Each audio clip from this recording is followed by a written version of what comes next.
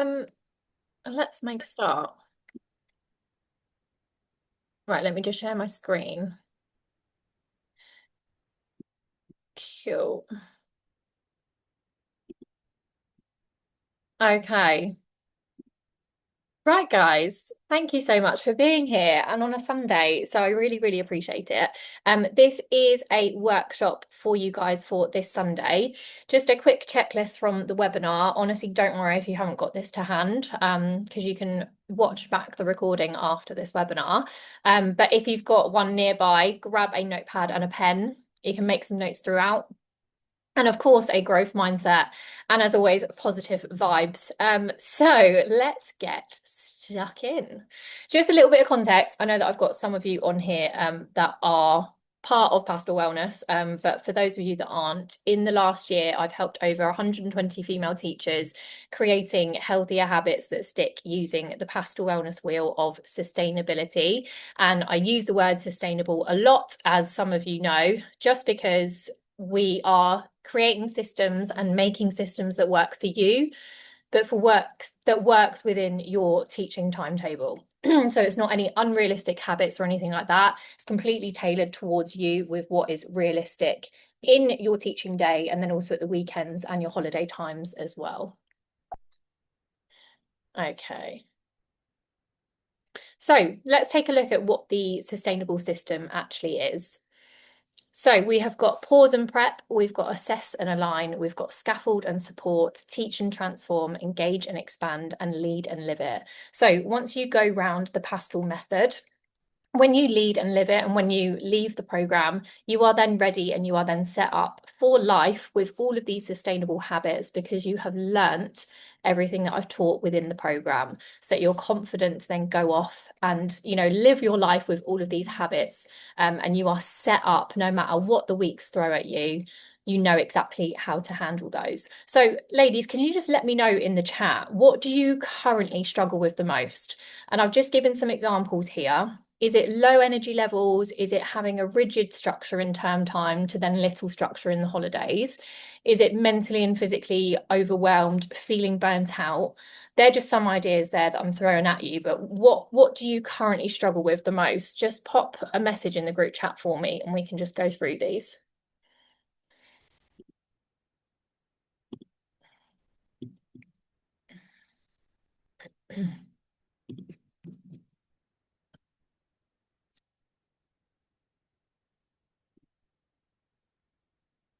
Okay, so Izzy being exhausted by the end of the term, Hannah burnout, unpredictability of teaching, mostly energy levels after the teaching day. Yeah, throw them in there, have a think.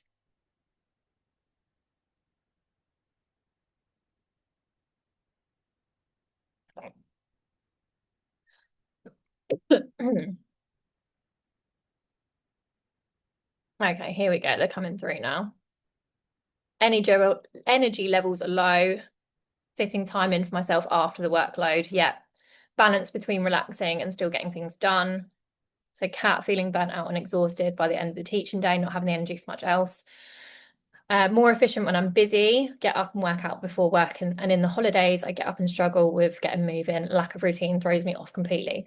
Okay, so with all of this that we have just mentioned, that's really positive, because we're actually going to be covering all of those things in today's workshop.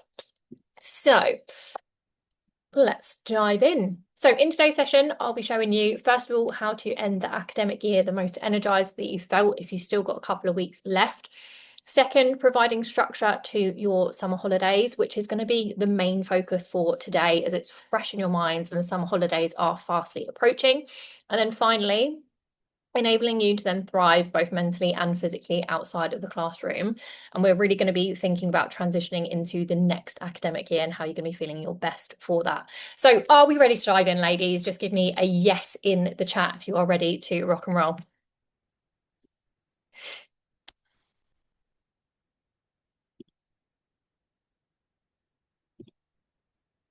Yes, yes, yes, yes, yes.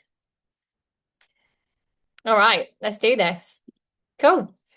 Okay, so first of all, we are conquering how to end the academic year the most energized that you have felt. Now, most teachers At this point in the year, we're snacking on biscuits in the staff room, we're grabbing meal deals, we're buying from the canteen, we're sometimes skipping breakfast, we're not drinking enough water. We've got the end of year party food that then creeps in as well. Participating in staff room gossip, if it's who's in what year group for next year, who's leaving, who's staying. We all know how that sounds in the staff room at this time of year. Dragging themselves to the end of term, habits and routines slipping, and just feeling physically and mentally stressed. And that can show up in various different ways. It could be broken sleep, running on caffeine and finding it hard to then switch off and then constantly worrying about tasks.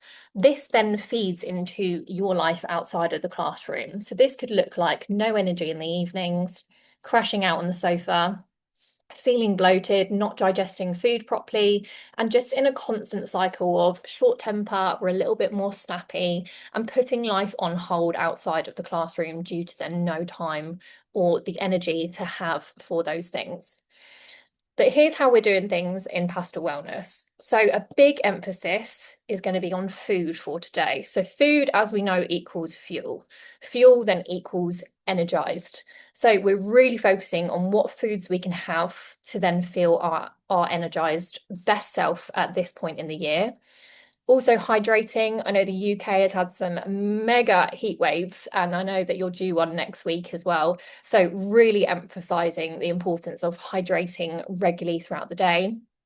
And we have a big emphasis on diet and water intake, but we're building a repeatable structure. So we're not chasing the perfect diet. It's all about being flexible, being realistic, and rotating foods and having structured meals.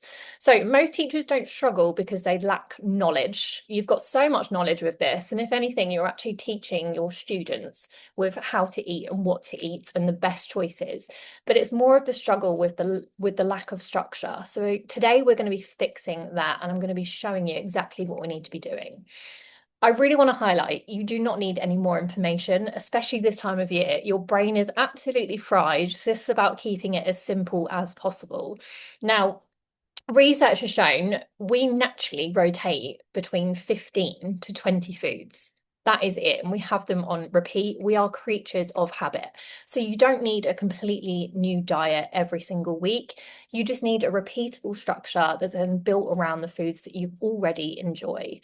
So simplicity is absolutely essential, especially at this point in the year.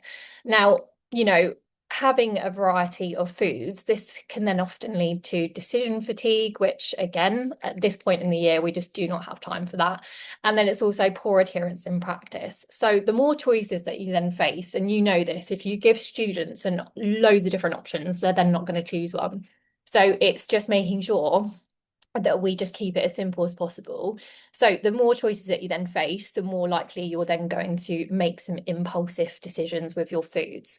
So the solution is not restricting any foods at all. It's about being very intentional and being very consistent with your approach. So we are going to build today a small, enjoyable food rotation. We're then going to master that, and we can then let that run on autopilot. So then you're not thinking about what to eat every single day and then starting again the following week. So new meal plan every week, it just doesn't work. It's then just endless variety. It's then constant tracking of new different foods, and then that leads to decision overload daily. So we're following a simple system at this point in the year, and we can carry this on into the summer holidays and then into term time for next year.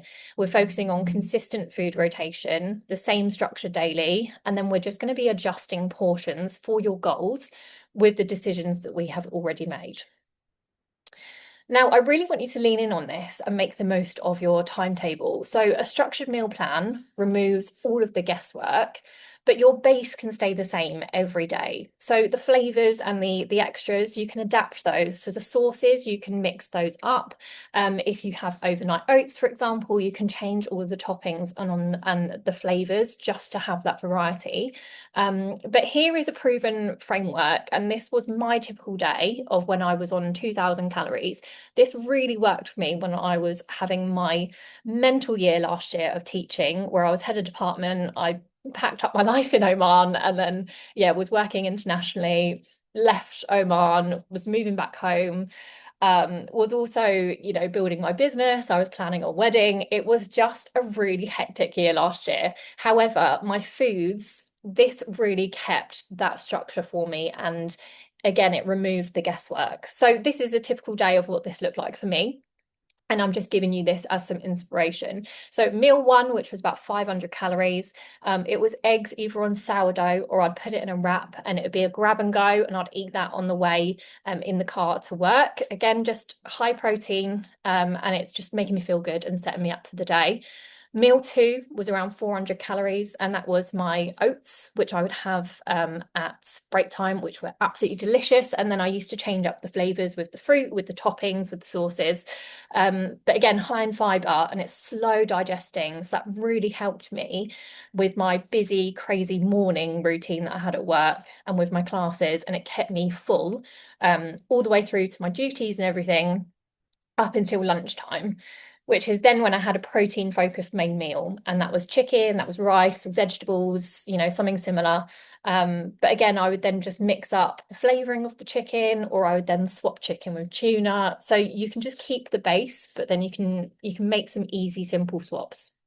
And then finally, I would then have a Greek yogurt bowl with fruit. So again, high protein, very satisfying, naturally sweet. So it was helping with those sweet cravings. And then just ending the day on a winning note. I looked forward to my yogurt bowl, and I still do to this day, every single day. So this structure, it really helps with just reducing decision fatigue and increasing your adherence, but then it's creating the consistency that then drives results. Consistency is absolutely key, and the framework is in the system that you create today. Now, depending on your goals, you can have the same foods, but just different quantities. So if you are in a fat loss phase at the moment, or if you're in a muscle gain phase, you can still be having the same foods. You don't then need a completely new diet dependent on your goals. You just need different portions. This single insight can then illuminate the need to then ever start a new diet, which is what we want to avoid.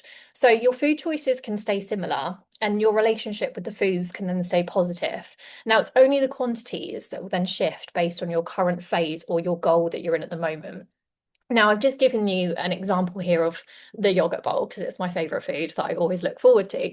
So if you're in a fat loss version, you can have the Greek yogurt, you can have your whey protein, you can load it up with some mixed berries, some frozen fruit. This ticks so many boxes. So it's high protein, it's lower calorie, it's high volume, and it keeps you full without the surplus. So you're not going over your calories. However, if you're in a gaining phase, so if you're then in a surplus and if you're having more calories, you can then have the Greek yogurt, and the whey protein. You can just load it up and it looks a bit different. So you can have granola, which is a bit more caloric.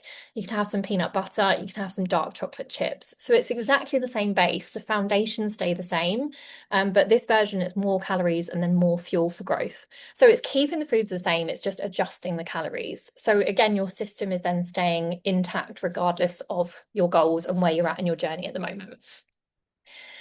Okay, busy teaching days, they are not the problem. So I know it can be challenging when you've got mental weeks, when it's parents' evening, sports days, the list goes on. However, there's some really good options that are easy on the go that can be a last minute decision. So your bare minimum, which you can absolutely throw in your bag, the morning of before you then leave the house, have a protein shake, just put the protein powder in the shaker, fill it up with water when you need it throughout the day, pair that with some fruit, chuck it in your bag, and you've got a really good quality, high protein snacks there on the go. Another option, if you do need to swing by the co-op or Tesco, for example, on the way to work, you've got some really good high protein meal deals. You can have sandwiches, wraps, salads, and they will give you a really nice balance of your macro split. You can grab that literally within 2 minutes. Protein bars, I would recommend the Grenade protein bars. They're the best ones. But use these when truly needed. So when you're, literally on the go and you're running around, you don't have time to, eat, and there's just a mega busy day ahead. It's not a replacement for a meal, but it's good just to bridge the gap between lunch and dinner and just having it on the go. And then there's also some low calorie drinks as well. So, keeping calories free for food, hydration can then help manage your hunger signals on busy days. So keeping hydrated can go a long way. So this here, you will always then have a fallback option. So the system is then designed to work even when life doesn't, when you've got your teaching crazy chaotic days, when plans change, if meetings overrun, you have then got this framework that you can then fall back on. And tracking is your tool. It's not then a restriction. When you're tracking your foods, you are learning as much as possible about all of the foods that you then have and that you're going to be consuming. So pre-plan your day in the morning, and then you can just scan the barcodes if you're using MyFitnessPal or if you're using the PASTEL Wellness app, and then you can just scan the barcodes as you go with your foods. Again, thinking about performance and meal timing and training. So just some tips here with what to eat before training and then what to eat after training. Definitely consuming some carbs 30 to 90 minutes before a session. That can really fuel your workout and also delays fatigue. So if you've got some heavy lifting sessions, which a lot of you do with compound movements, definitely consuming some carbs beforehand. And if you are training early, so I know that Kat gets up early in the morning to train, fasted training, it's an option, but I would highly recommend just having something very quick and simple, like a banana, a few dates, a squares bar, or even just a Lucozade Sport. So having that pre-workout, you'll notice a lot better sessions, and you'll get more out of your training if you're fueling yourself beforehand. Then after your training, combining your protein and your carbs post-training, that can really help supporting your muscle repair and your glycogen replenishment as well. So Greek yogurt bowl, again, it's just a great option. So it's got granola, mixed fruit. It's a really good way just to help with recovery. You can also have some oats with protein. Again, that's just a slow release energy. Ideal for after your morning training sessions. So if you have that straight after your training on the way to work or when you get into work and when you're just setting yourself up for the day, that's a really good option. And then eggs and sourdough is a great option as well. Post workout, if this is a weekend option and you're training in the morning, that would be a good option to go to. So again, it's just structuring your food around your timetable and your training, and then your meals become your performance strategy. It's then not just fuel. You're then getting more out of your training sessions, the better that you're then fueling yourself before training and then after training.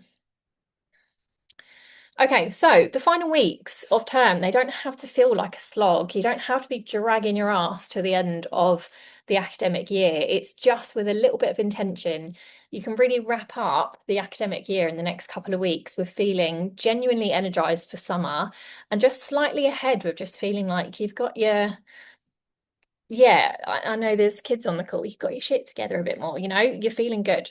So to be energized, you have to then create energy. So really focusing and really prioritizing your training sessions more than ever, to then be creating energy to then have more energy after work. So really making sure that you get in your sessions, if that's your gym workouts, if that's your home workouts, and keeping that momentum up.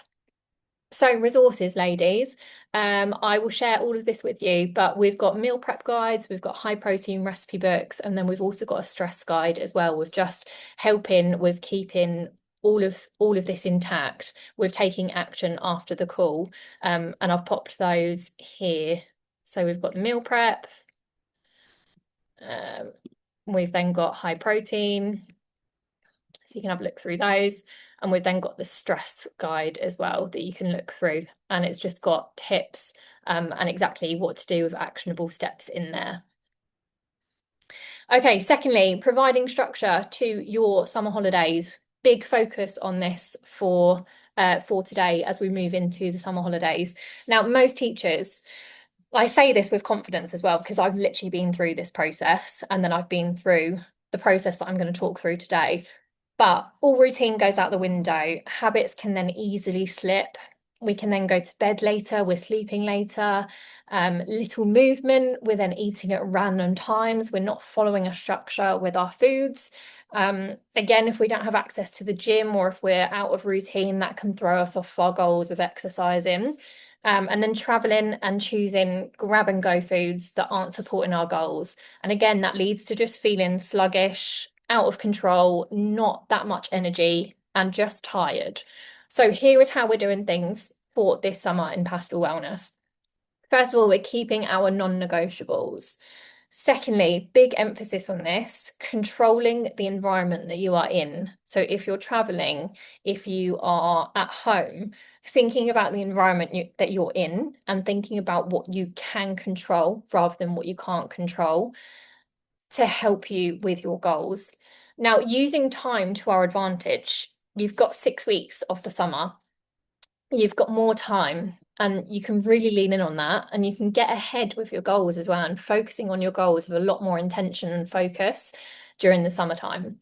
And then carrying over habits from term time to then the summer holidays, that can go a really, really long way. So just thinking about what habits you've got now that you're really happy with, that you can then carry on over into the summer holidays. So if that is your eating, if that is your sleep schedule, if that is your training schedule, whatever it is that's helping you align with your goals, and think about what you can carry on over. Again, we've got more time, so we don't need to rush through sessions. We can then really focus on progressive overload and training in the gym. And it's one training program. We're not jumping around in the living room. We're not doing random exercises. We're not chopping and changing workouts. We're really focusing on one training program, and we are absolutely smashing that training program. So what can stay the same? Have a little think now. Make a note of this as well as you're going through. If there's anything that's really standing out, please just make a note of anything that I'm saying. But could it be food timings? Could it be foods and meals that you're currently absolutely loving in term time? Why not keep that the same if you can into the summer holidays as well? Not all routine needs to go out of the window. Is it gym? Is it sleep times? Do you still want to stay with the same sleep routine that you've got going on? Do you want to make the most of your mornings in the summer holidays? Or you can just alter your sleep times so you're getting up a little bit later, but you're still just being in a constant routine with your sleep times. So setting intentions, I really want to focus on this as well for the summer. Set your intentions for the day ahead. And I want you to journal these out. And I want you to start this in the summer holidays. Don't worry about this yet. Focus on this when you get into the summer. And each day and week will look different. So week one, I'm not expecting you to smash your step count and get all your gym sessions in and, go on a massive walk. Week one really is about slowing down, slowing your nervous system right down after a huge year that you've had. And day one might just be that you want to focus on hydrating. Week one might be that you just want to go for a short walk. Week two, you might be feeling ready to then join a gym or try a new gym. You might then have more time, so you can train an extra session. You can then have more time in the gyms that you're really focusing on your progressive overload with your training. Week three, these are just examples as well, ladies.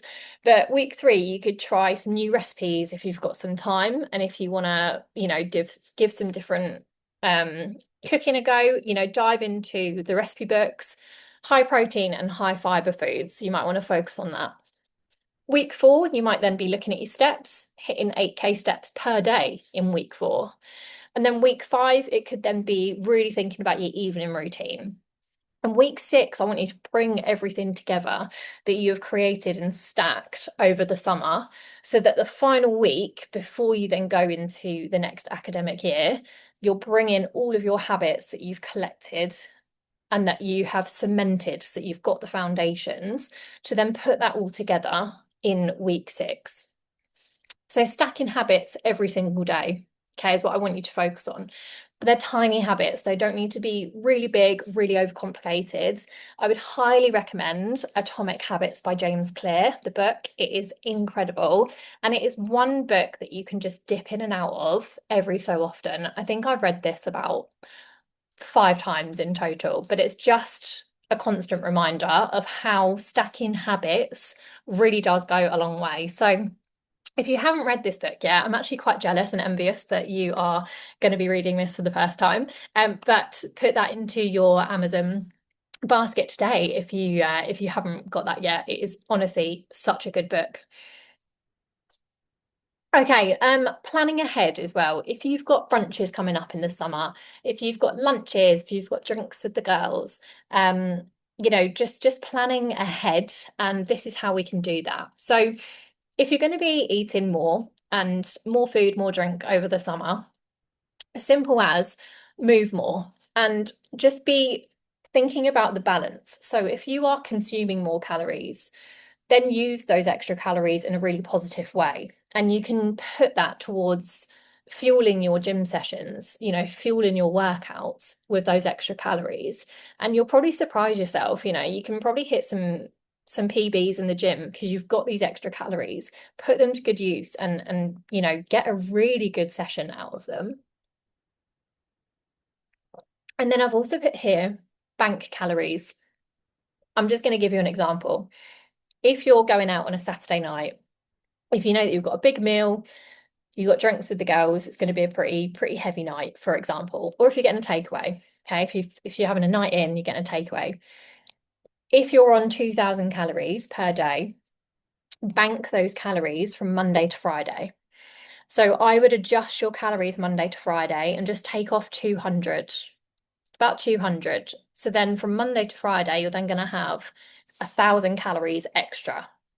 You can then have those 1,000 calories extra on the Saturday. Set your then allowance on the Saturday will then be 3,000 calories.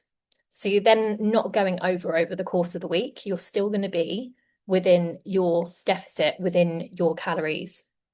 So that's a really good way. If you know that something is coming up, you can bank calories for that. And then also we've got a lower calorie alcohol options. Again, the cheat sheet is provided, which is here. So have a look through that, and there's lots of different options and just some really good suggestions as well of what to have there. Cool. So that is that. If you're traveling, if you are then going on holiday, which I know that some of you are, I know that Laura is going to Vietnam. She's actually in Vietnam at the moment. She's traveling around this summer. But if you are going away, and if you are traveling, keep your non-negotiables. So again, just thinking about your goals and thinking about what you can control within your environment and just adjust accordingly to wherever you are. So if that's steps, just moving your body in some sort of way, if it's swimming, if it's hiking, and again, Laura's staying in different hotels when she's traveling around, but she's chosen hotels where she can actually train as well. So she's sending me videos and pictures of the gym, and then I can help with her gym sessions, and I'm going to be looking at where she's training so that she can still keep on top of her training. But yeah, if it's swimming, if it's hiking, and then with foods, just prioritizing protein and fiber. So they'll be your go-to sources when you're picking your food options. And then after holidays, just getting back into routine as soon as possible is going to work absolute wonders. And that is the most essential part, is getting back into routine as soon as possible. It's not delaying the process. It's literally as soon as you are back in your environment, and if you can train in the gym, get a session in, you're going to feel so good for it. Bit of movement getting off the plane or wherever you've just traveled from, it will do you the world of good. So I cannot stress that enough, of just getting back to routine as soon as possible after your holidays. Now, food on holidays, this can be quite difficult to track. So I've just shared here just a really good way of how you can really focus on your portion sizes and what to prioritize. So protein options here, we've got meat, fish, eggs, cottage cheese, Greek yogurt as some examples. Portion sizes, it should be 1 serving of protein is on your palm, okay, for protein. We've then got your carbs, so grain, starches, beans, potato. That is a fistful, okay, of your carbs. Nice and easy to then navigate this. And then you've got your veg or your fruit, so broccoli, spinach, just some examples here. A salad, again, that's the same. It's just 1 fist of that. And then for fats, that's just 1 thumb. So your oils, your butter, your avocado, whatever it is, that is your one serving there. So that's a really easy way just to navigate if you've got a breakfast buffet, if you're staying on holiday and you're not quite sure what to track and how to track. This is a really good way that you can do that with your portion sizes.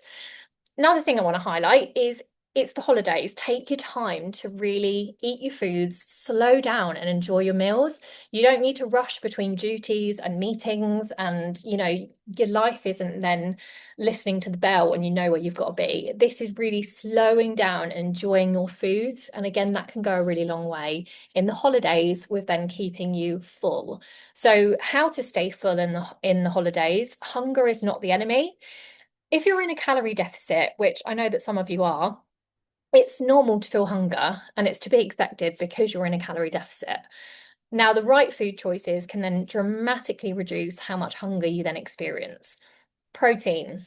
I know that I always push for high protein foods. There's a reason why I say it. It keeps you full for longer. Aim for it at every single meal.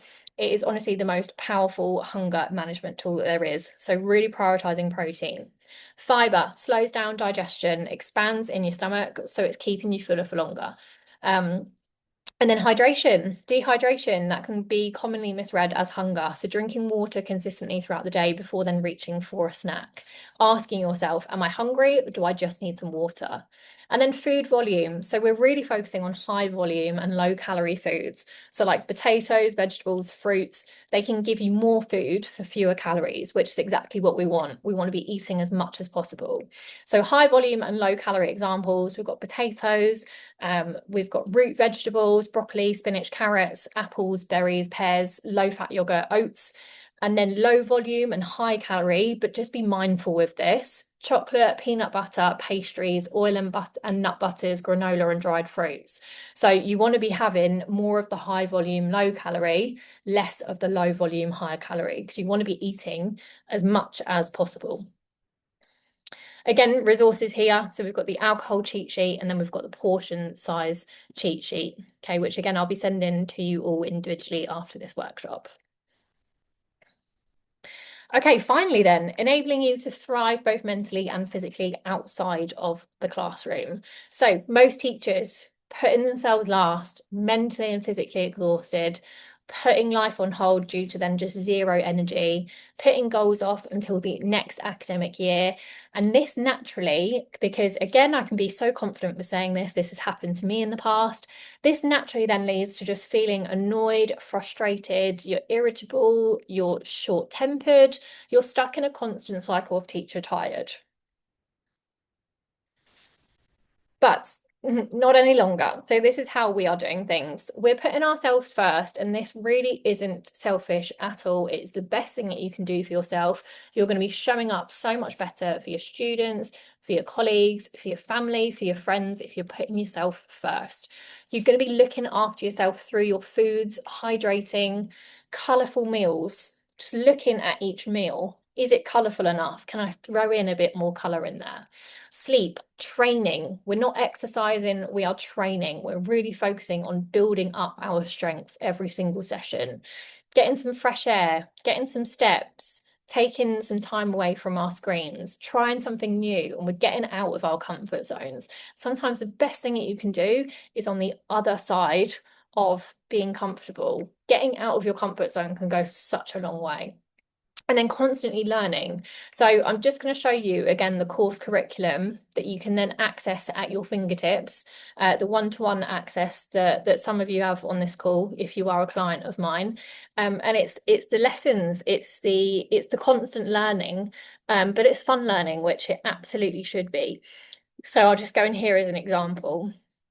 And again, they're just bite-sized nuggets. I know that time is short as teachers, so all of these lessons you can dip in and out of. They're around 5 to 10 minutes long, okay, maximum. But it's enjoying the process and it's applying as you go along. And the summer can be a really good time to do that as well, with dipping into all of these lessons and applying as you go along. So you're learning, and it's fun and it's enjoyable, and that's what it should be when you are moving towards your goals. So what else is on there? think that's everything on that slide. But yeah, just making sure that you can then apply it and it's realistic. Something I do want you to do is think about your boundaries and reflect on your boundaries from this academic year. So we're rounding everything up, really thinking about your boundaries that you've had this year. And it's not treating yourself if you leave at 3:30. If there's no meetings and if you can leave at 3:30, this is going home on time. Don't feel guilty when you're walking out. You've done your job. It is time to leave, and you can then go and enjoy the rest of the day. So thinking about your boundaries can go a really long way for next year. What worked? What didn't? What are you changing for next academic year? So I want you to reset for next year and just write these down to remind you. You need to sort your systems, and that needs to be your absolute priority for next year.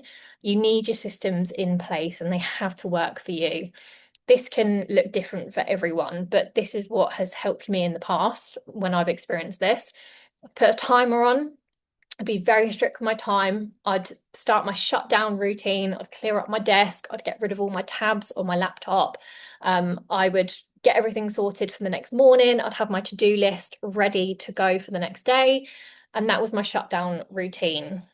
Laptop would be closed. I would leave it on my desk ready for the next day.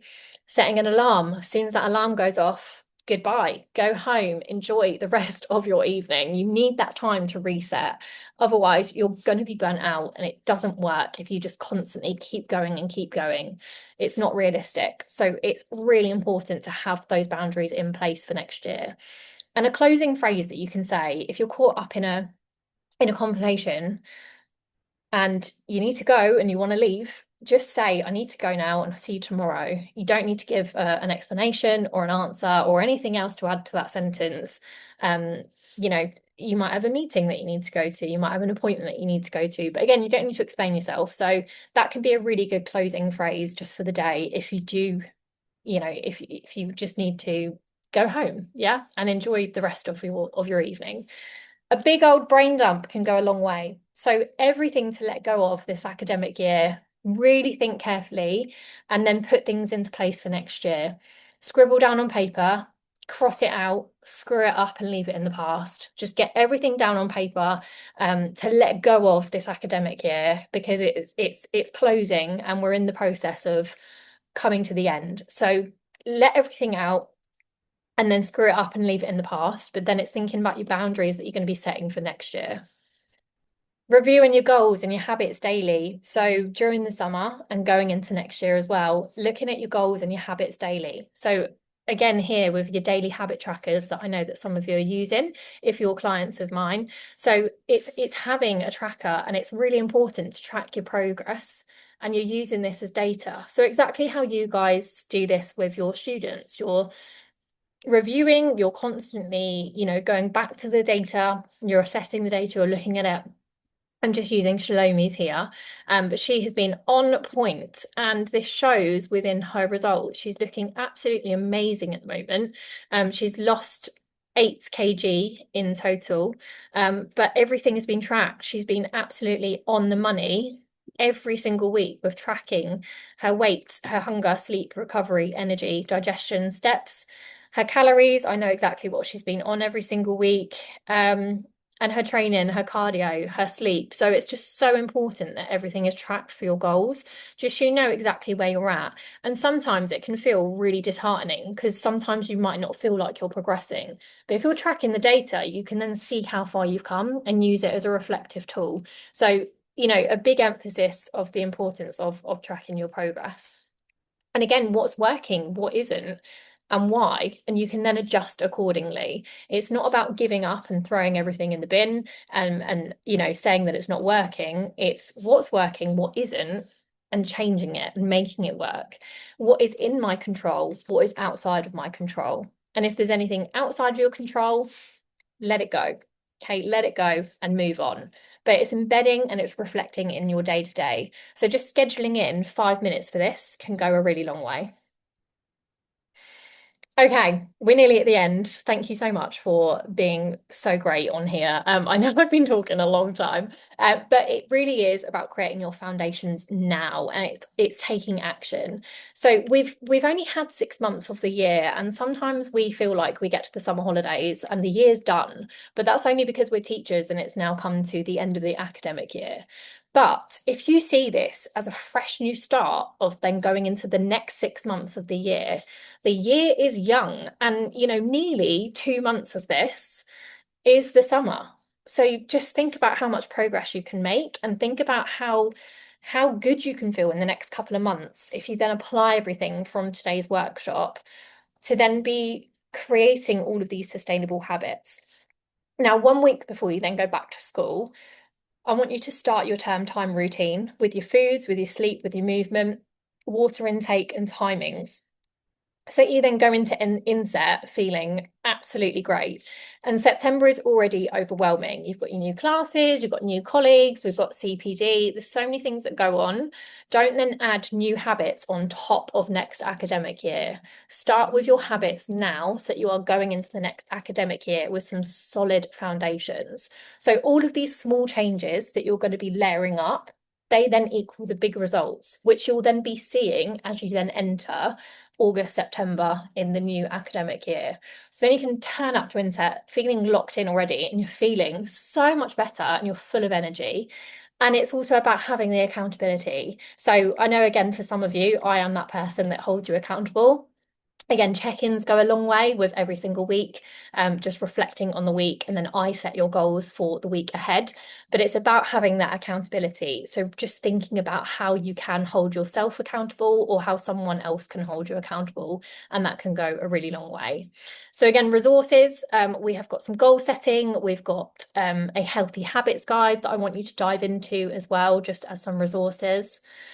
So just as a recap, everything that we've covered then for today. First of all, how to end the academic year the most energised that you felt.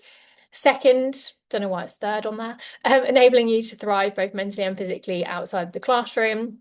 And then also we have covered providing structure to your summer holidays. So these are all of your ebooks that you can access, and I will send this document over to every single one of you individually for today.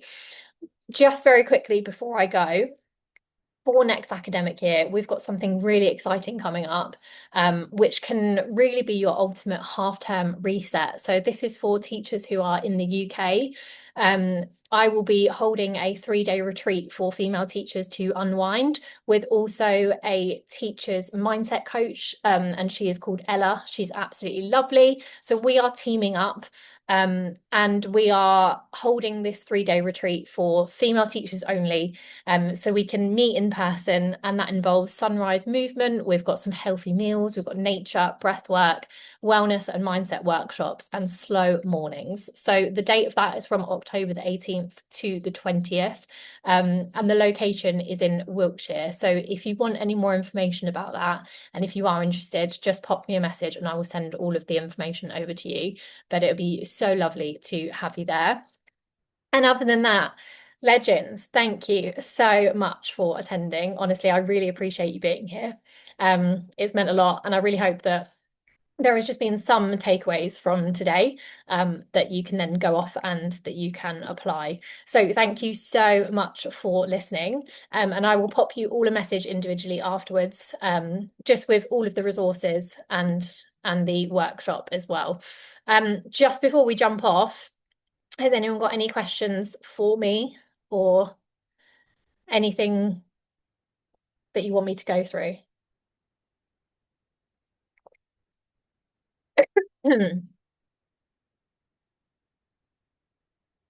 Just pop a message in the chat if there is anything.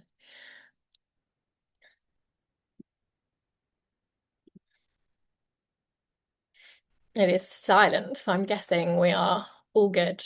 But yeah, thank you so much, ladies. You are so welcome. You are so welcome. Yeah, you are free to go. Have the best Sunday. Enjoy yourself. Make sure that you are resting, recharging. And yeah, if you need anything or have any questions afterwards, please just message me. But thank you again. Thank you so much for attending.